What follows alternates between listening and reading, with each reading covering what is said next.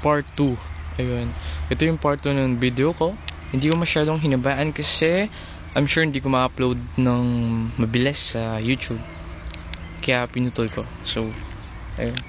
Andito pa rin ako sa bench. Nakaupo. Mag-isa. Kita mo naman mahal ko. Wala akong barkada dito. Mag-isa lang ako. Nagmumukhang tanga.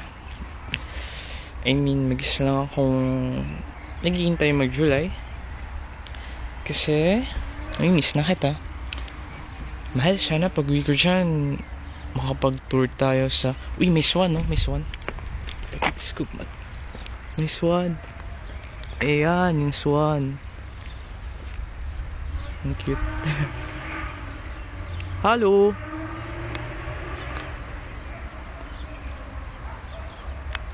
Hindi ko masyado ma-zoom kasi malabo. Ayun. 5 megapixel lang yung cellphone ko. Yabang. I love you. Nandito lang ako. Mataas pa rin yung araw. Hi, mahal ko. Is na kita. Sobrang. Sana pag-uwi ko dyan, makapunta tayo ng mola. Sana pag-uwi ko dyan, makapunta tayo ng mall ulit, mahal. Sablay, isa pa. I love you.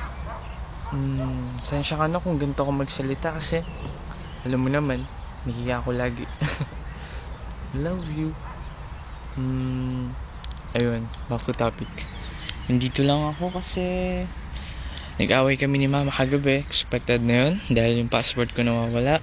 Hindi raw ako nag-iingat. Hindi ko naman kasalanan yun kasi bumili ako ng load, nagtaya ako sa loto kasi gusto ko rin katapanan yung mama. Kasi ganyan. Ala lang, normal kasi yung mga magulang talaga ganyan. Kaya dito ngayon, malungkot, walang barkada, walang kakampi. Ultimo yung girlfriend ko, hindi na ako tinext. Wala lang, parang hindi siya concerned sa akin. Pinapalungkot niya lang ako, lagi kakaisip sa kanya. Kahit na sobrang mahal na mahal ko siya. Mahal ko? Mahal na mahal kita. Sobra. Kaya ingat ka siya lagi, ah.